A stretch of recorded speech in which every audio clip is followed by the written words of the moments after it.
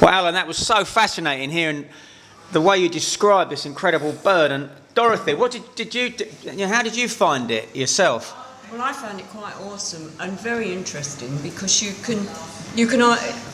get told about it. It's not like on television where they don't tell you all the details and exactly how the birds are and that. What makes them tick? Yeah.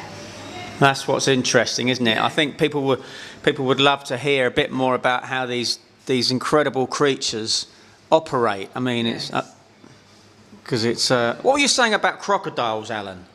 Well, if you watch the eagle's eye, she only ever blinks when she moves her head, and she doesn't blink like we do. She's got a third eyelid that flicks across from the side. It's called a nictitating membrane, and as I said, these things evolved from reptiles. And if you watch a crocodile when it goes under the water, there's that third eyelid that's pulled across the eye to protect the eye. It's like a set of goggles. If you look at it on this bird, it's actually white. If I go to touch your eye, you'll see it flash white, yeah? This is as it is with most birds of prey. You take falcons, the third eyelid on a falcon is transparent like glass, and it is actually nature's set of goggles. If you think about it, if you're a peregrine doing 280 mile an hour through the air, you need a set of goggles. Yeah? Otherwise you have no eyes left.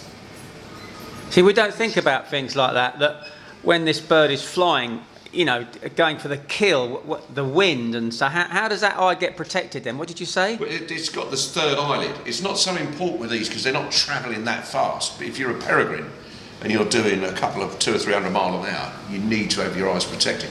I mean, all these things that I've described, like the serration on the beak, are just adaptations for being an eagle. And if you're not properly adapted, you don't survive. I mean, it's as simple as why you don't get orange polar bears. Because you'd be useless, wouldn't you? I mean, you imagine being an orange polar bear. You'd never catch anybody, would you? I mean, all the seals would be rolling about in the snow laughing their heads off. Going, how does he expect to catch anybody dressed like that? That's quite interesting. Why are polar bears white? They are because of nature evolution, I guess. Camouflage. And I mean, if you take now, all this hoo-ha with global warming.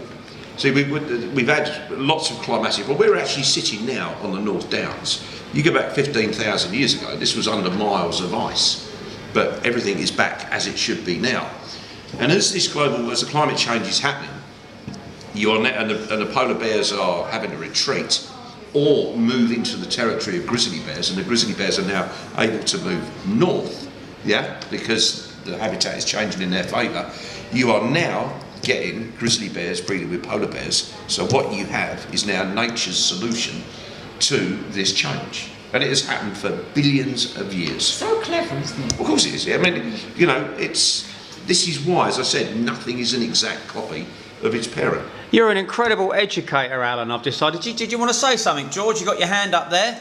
Just to tell you, what would win if the polar bear and the eagle had a fight? The polar bear. A polar bear is biggest land predator in the world.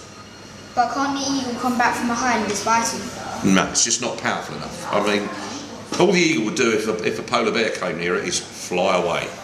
Well, same as I would do if I was going to say, we'd run, wouldn't we?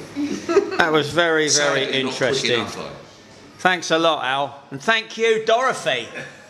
Hey.